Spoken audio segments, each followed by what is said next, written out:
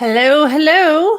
Good to see you this evening. Or if you're watching the replay, nice to see you again. And I'll just give you a couple moments to get on the call.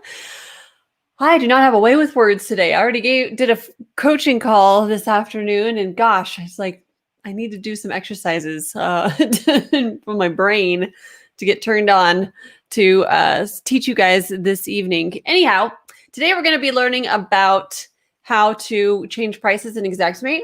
So there's several different ways that you can change the price, and most people do it the wrong way. So I'm going to show you the right way to do it. Several different ways you can do that. I'll show you the two different ways, and then also we're going to look at how you should be changing prices correctly when it's not a bid item, but you want to change the line item itself, and increase in drywall happens, or there's a hurricane and there's no OSB, all of it's being used to board up homes. That kind of stuff happens quite frequently, especially in cat situations, like we are seeing on the Gulf Coast. Unfortunately, there is another storm that looks like it might hit over there. So my goodness. Anyways, tonight what we're doing is, if you want to text price to that number down below, we will send you a PDF with the instructions on what I'm going to do on how to correctly change a price.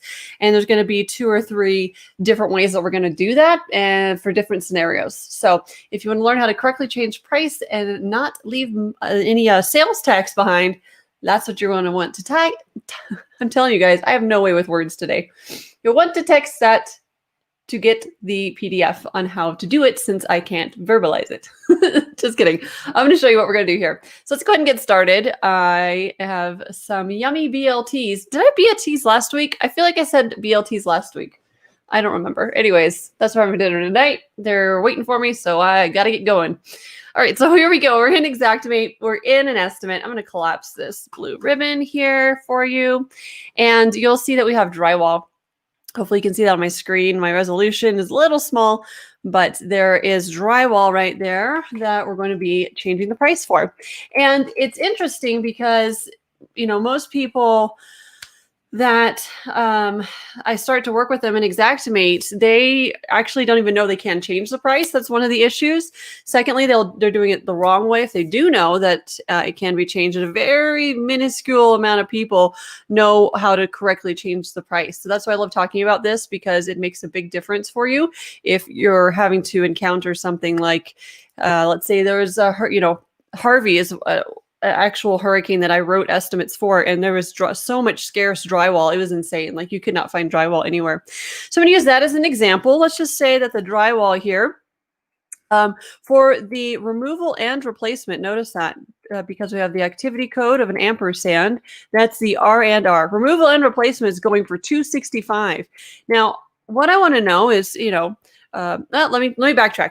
What I've seen most people doing, let me just go with that route first, is they'll go into this price button, and then they'll see the replace price and the remove price. So if labor has skyrocketed, they might change the remove price. If the replace price, maybe, let's say, just for round numbers, that every square foot, the drywall went up $1 for both labor and materials.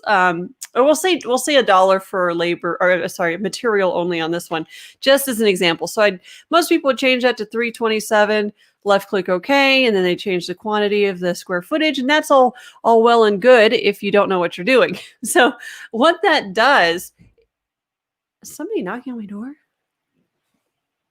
Someone's knocking on my door. I don't know who it is. So if you don't know what you're doing, then that is a fine way of doing it. At least the price change happens. Always something on my broadcast. And so let me show you what happens when you do that. If you go to your little I, which is the price, it's like you dig deeper into the estimate there and into the pricing, your market conditions, it's going to place that dollar in the market conditions. That's why I like to work with round numbers. And so you'll see that it's placed there, and that's all well and good if you don't know what you're doing. What it does when you place it in market conditions, there's a setting over in the parameters of the project that is right here, distribute market conditions. Okay, so most people have this button checked. So distribute market conditions. If I go back over there to the estimate items, I'm going to add that drywall once more, just so I can show you a comparison of what this looks like. And we will see here that it will automatically distribute that $49%. Let's see, let me think here. This crazy person is knocking on my door again. 49%, I believe will be labor, 51% material, or it'll be opposite. But we'll figure it out because it'll be round numbers here in just 1 second. Hang in there with me. Yes, I do want to add that again.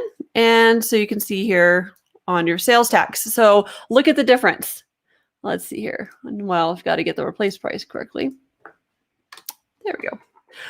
All right, so you're going to see here the difference in the sales tax.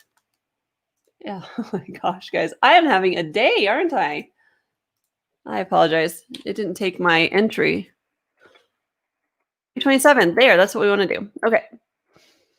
So our unit prices are the same, but our sales tax is different. That's because when you check that box, distribute market conditions, 51%, I believe, goes to labor and 49% to material. But we're going to see that, how it's distributing it in just one moment when I show you at the line item level. So this is the first that I added right here was the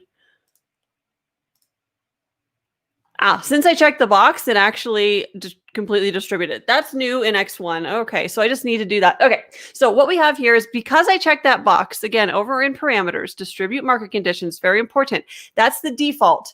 The box is checked, all right? It takes that dollar out of my market conditions and automatically spreads it between my material and my labor. So if I go back over there and I uncheck that box, just like that, and left click OK, it's going to go ahead and leave that in, it's going to, if I add that line item again and change the price, let's just change it for, back to, let's see, 427 this time. Then you'll see that that extra money is going to be put in what's called market conditions. So then it's the whole thing is very convoluted as far as changing prices, and it can be very dangerous because now that extra dollar is not attributed to the material, and therefore we are not going to have sales tax where it should be. So it's all of that to say, distribute marketing conditions can mess you up because if it's all material, let's say that dollar needs to be all in material, there isn't a way right here to place it all in material so that I have the sales tax rate on the material only, right? What the distributed market conditions does when you check that box is it puts its own set price amount into the material, and then it scoops the rest into labor, which is non-taxable. So you'll be short on your tax. So let me just go all the way to the point of, here's what you need to do. You need to go into components. Components is the place where you should be changing material or labor rates.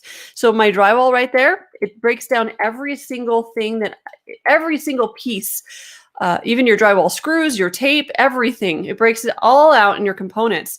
And you can actually select the whole estimate by Control A, it'll select all. And then you can look at every single piece that it's attributing as far as material or labor to the estimate. So if we have an increase in the drywall labor, we can just adhere it. Now it's per hour, which is kind of, your drywall installer might not charge you per hour, but pay attention to the units of labor here. But we would have to, right now it's attributing $92 per hour for the drywall installer or finisher. So there's two different labor rates there.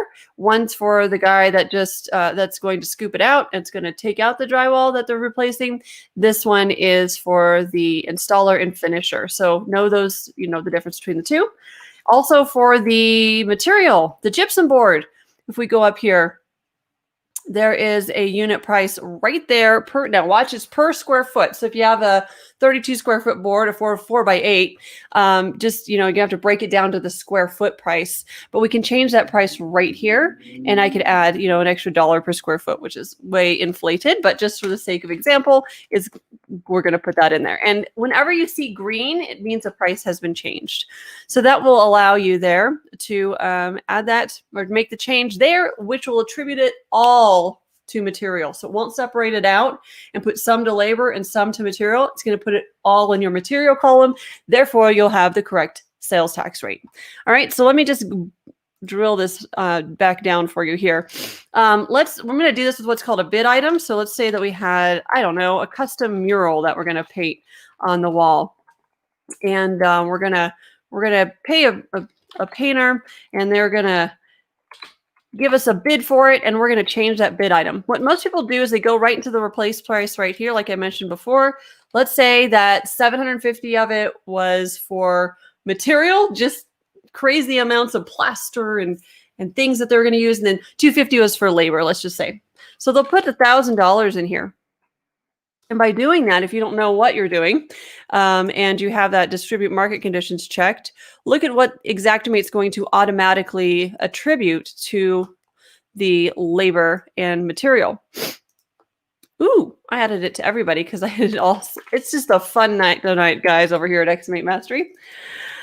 And there we go. Okay, so we got that added to the living room. And the paint bid item there, if you go to the I, Xactimate did this. I did not, because that box is checked, because that's the default. It attributes 41% to labor and 41% to material, 59% to labor.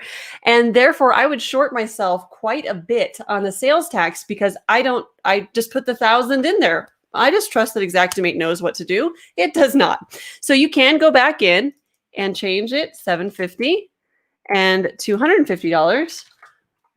And now I go from $31 in sales tax to $58. So, I mean, that isn't that big of a deal, but $20 is $20. So you want to just know what Xactimate does. I like to inform you about what Xactimate does so that you can make the decision on whether you want to, you won't go right into that pricing and think, okay, it's all going to, it's going to be attributed here and there. You've got to go in and make the changes in that I and make sure that you attribute it to the right spot. So if you want the instructions that I've been talking about, how to do this, how to correctly change prices, if you're going to change a line item in Xactimate, definitely use components.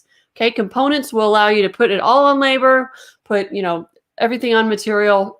You have full total control in components. In the if you're adding a bid item, then what you'll need to do is go in and use the category. I picked P and T as my category, and then the bid item BID ITM is what we use for the selector code. And then don't go right into the replace price and think that that's going to be okay.